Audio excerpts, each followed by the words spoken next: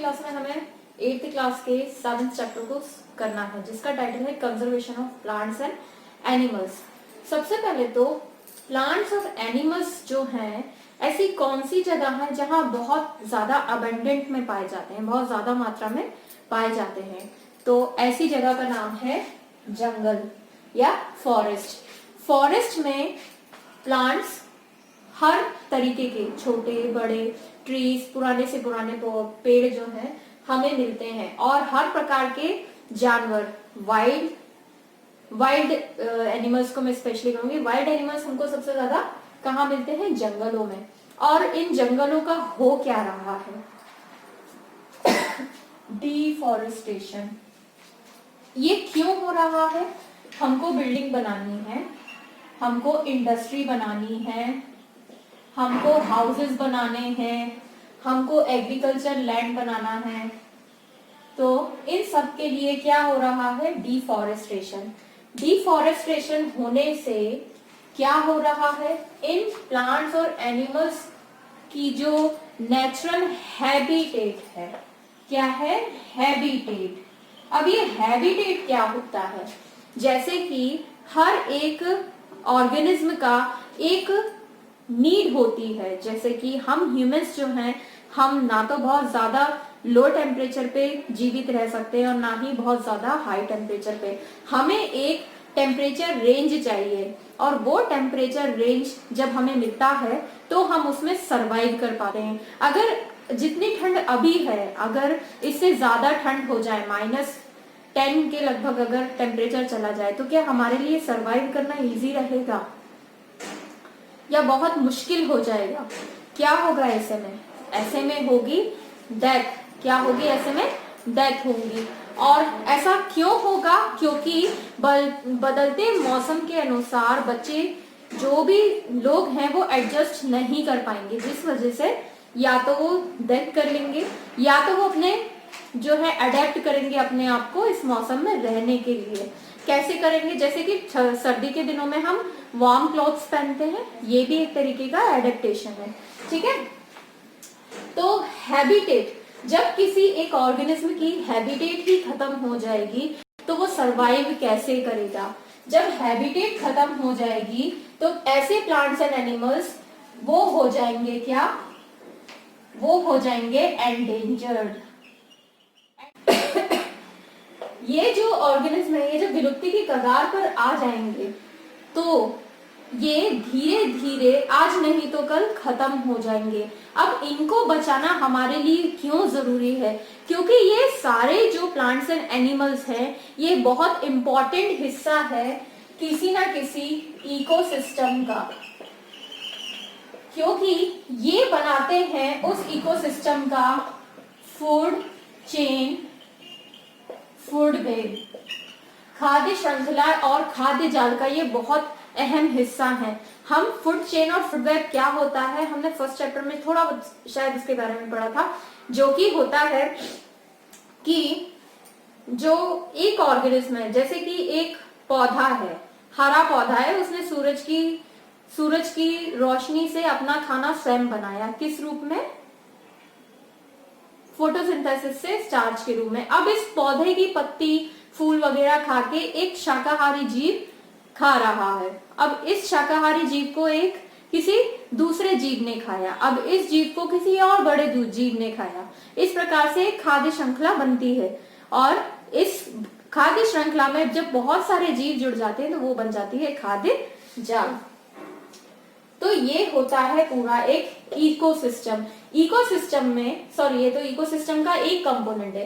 Ecosystem में दोनों चीजें आती हैं, physical factors, biological factors. Biological factors में पूरा लिविंग वर्ल्ड आ जाता है, और फिजिकल फैक्टर्स में वहां का टेम्परेचर, वहां की सॉइल, वहां की वाटर क्वालिटी, ये सारे जो है वहां के फिजिकल कैरेक्टर्स बनाते हैं। तो ये जो है ये सारे फैक्टर्स हैं। अब हम डिफॉरेस्टेशन कर रहे हैं तो इतनी सारी चीजें जो है वो डिस्टर्ब हो रही हैं। जब इतनी सारी चीजें डिस्टर्ब होंगी तो आज नहीं तो ये कल हमको भी इफेक्ट करेंगी, क्योंकि अल्टीमेटली हम भी जो हैं किसी ना किसी इकोसिस्टम का एक बहुत इंपॉर्टेंट पार्ट हैं, और हमें जीने के लिए फूड, वाटर, सॉइल, इन सब की जरूरत है। और कहीं ना कहीं इन सभी नेचुरल रिसोर्सेस को बना के रखने में प्लांट्स और एनिमल का बहुत इंपॉर्टेंट पार्ट है। कुछ तो इनमें इनको बनाते हैं, इनको बनाए रखने में मदद करते हैं, और कुछ खुद ही नेचुरल रिसोर्सेज होते हैं। ठीक है, तो आपकी बुक में जो दिया है पचमढ़ी बायोस्फीयर रिजर्व का एग्जांपल लेके बहुत सारी चीजें बताई गई हैं। मैं डायरेक्टली आपको एक्सप्लेन कर रही हूँ। अब इनको बचाना बहुत जरूरी है, तो इनको बचाने के लिए हम क्या करते हैं, हम कुछ जो नेचुरल हैबिटेट है जहां पे ये बहुत ज्यादा मात्रा में है प्लांट्स एंड एनिमल्स, जो कि जंगल है, हम उनको प्रोटेक्ट कर देते हैं, उनको बचा के रख देते हैं कि हम इन एरिया में कोई एक्टिविटी नहीं करेंगे। तो इन एरियाज को हम डिवाइड करते हैं कई तरीके से, जैसे कि प्रोटेक्टेड एरियाज में वाइल्ड लाइफ सेंचुरी। अब ये वाइल्ड लाइफ सेंचुरी होता क्या है, वाइल्ड लाइफ सेंचुरी जो है बहुत ही ज्यादा प्रोहिबिटेड एरिया है, मतलब कि आप वहां पे किसी भी प्रकार की ह्यूमन एक्टिविटी नहीं कर सकते, आप कैटल ग्रेजिंग नहीं कर सकते, आप वहां पे हाउस नहीं बना सकते, आप वहां पे प्रॉपर्टी नहीं ले सकते, आप किसी भी प्रकार की वहां पे ह्यूमन एक्टिविटी डिस्टर्बेंस नहीं कर सकते, मतलब कि वहां का जो इकोसिस्टम है नेचुरली मेंटेन रहेगा। ठीक है, दूसरा है नेशनल पार्क। अब नेशनल पार्क और वाइल्ड लाइफ सेंचुरी में क्या अंतर है, वाइल्ड लाइफ सेंचुरी में टोटली सब कुछ रेस्ट्रिक्टेड होता है, जबकि नेशनल पार्क में एनिमल्स के लिए एक एरिया अलग है और लोगों के लिए वहां उनको देखने के लिए, वहां से जाने के लिए एक एरिया अलग है, मतलब थोड़ा बहुत हम इसमें एडजस्टमेंट कर रहे हैं। दूसरा है बायोस्फीयर रिजर्व। बायोस्फीयर रिजर्व में सब कुछ रिजर्व होता है, इंक्लूडिंग ट्रेडिशनल पीपल। जो ट्राइबल पीपल्स है जो वहां रह रहे हैं, उनको वहां पे वैसे ही रहने की अनुमति होती है। जैसे कि हमारा सतपुड़ा रिजर्व, सतपुड़ा रिजर्व में जो लोग रहते हैं वो वहां पे वैसे ही रह रहे हैं और आगे भी रहते रहेंगे, पर वहां पे ह्यूमन एक्टिविटी, आप पेड़ नहीं काट सकते, आपको उस एरिया से कोई भी रिसोर्स लेकर जाने की अनुमति नहीं है, और वहां पे भी रेस्ट्रिक्टेड एरियाज होते हैं। वहां पे जो ट्राइबल पीपल लोग के कस्बे हैं वो वैसे ही कस्बे वहां रहते हैं, पर आप उसके आगे एक लिमिट है उसकी भी, हर चीज की, उसके आगे आप उसमें डिस्ट्रक्शन नहीं कर सकते। दूसरा है flora and fauna. Flora and fauna दो टर्म से, फ्लोरा रेफर होता है उन प्लांट्स के लिए, सॉरी वो पूरा वर्ल्ड जो कि प्लांट्स का बन रहा है उसको फ्लोरा कहते हैं, और फोना जो है एनिमल्स को कहते हैं। जितनी भी एनिमल्स हैं उस किसी भी बायोस्फीयर रिजर्व या इकोसिस्टम में उसको फोना कहते हैं। एंडेमिक स्पीशीज जो खतरे की कगार पे आ गई है, जो मरने की कगार पे आ गई है, उनको एंडेमिक स्पीशीज बोलते हैं। अब ये रेड डाटा बुक क्या है, रेड डाटा बुक जो है एक ऐसी बुक है जो हर एक कंट्री मेंटेन करती है उन स्पीशीज के बारे में, चाहे वो प्लांट हो चाहे एनिमल, जो कि विलुप्ति के कगार पे हैं। इंडिया भी अपनी एक ऐसी बुक मेंटेन करती है, और इन सबका डेटा जो है आपको हमारी फॉरेस्ट विभाग, फॉरेस्ट डिपार्टमेंट के पास आपको इसकी लिस्टिंग मिल जाएगी, बट ये ओपन होती है पब्लिक के लिए। आप ओपन सोर्स से आप देख सकते हैं कि इंडिया में कौन कौन सी ऐसी स्पीशीज हैं जो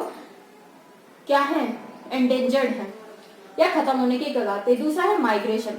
माइग्रेशन क्या होता है, माइग्रेशन सिंपली जब हमारे पास यहाँ पे क्लाइमेटिक कंडीशंस हमारे लिए रहने लायक नहीं है तो हम माइग्रेट करेंगे इस प्लेस से किसी दूसरी प्लेस पे जहाँ की मौसम या क्लाइमेट हमारे अनुसार है, जहाँ हम सर्वाइव कर सकते हैं। जैसे फ्लेमिंगो हो गया, जो भी माइग्रेटरी बर्ड्स होते हैं वो एक साल के किसी एक समय में एक जगह से दूसरी जगह माइग्रेट करते हैं इन सर्च ऑफ फूड और ब्रीड करने के लिए, फूड के लिए, शेल्टर के लिए माइग्रेट करते हैं, और जब टेम्परेचर जहां उनकी नेटिव प्लेस है वहां पे नॉर्मल हो जाता है वो वापस वहां पे शिफ्ट हो जाते हैं। ठीक है, रिसाइकलिंग एंड रिफॉरेस्टेशन। अब ये जो डिफॉरेस्टेशन हम कर रहे हैं, इतनी सारी एक्टिविटी हम कर रहे हैं, इसका असर कम करने के लिए, इसके साइड इफेक्ट्स कम करने के लिए हम क्या कर सकते हैं, रिसाइकलिंग, रिफॉरेस्टेशन। पूरा जंगल दोबारा तो उगाना मुश्किल है, पर हाँ कोशिश तो की जा सकती है। आज हम जो पौधा लगाएंगे, आज नहीं तो कल वो पेड़ जरूर बनेगा। तो इसीलिए हम जितने भी पेड़ हम काट रहे हैं हमें उतनी ही मात्रा में पेड़ लगाना भी चाहिए, ताकि जो नेचुरल बैलेंस है वो बना रहे। रिसाइकलिंग करके एक किसी वेस्ट को हम दोबारा, जो भी चीज हम, जैसे पेपर है, पेपर को हम अगेन एंड अगेन रिसाइकल कर सकते हैं कई तरीके से। इससे क्या होगा, इससे जो पेपर के लिए पेड़ों की कटिंग की जा रही है उसमें कमी आएगी और अल्टीमेटली हमारे जो पेड़ हैं वो बचेंगे। तो इस चैप्टर को एक बार, इस वीडियो को देखने के बाद, इतना कुछ समझने के बाद एक बार चैप्टर को जरूर रीड कर लेना। आपको ये चैप्टर बहुत अच्छे से समझ में आएगा। कुछ एंडेंजर्ड स्पीशीज के नाम भी आप इसमें दिए हुए हैं। आपको ये चैप्टर रीडिंग करने में बहुत मजा आएगा। सो अगर आपको मेरी वीडियो पसंद आई है तो इस वीडियो को लाइक कीजिए और मेरे चैनल को सब्सक्राइब कीजिए, अपने फ्रेंड्स के साथ शेयर कीजिए। Thank you. जय हिंद, जय भारत।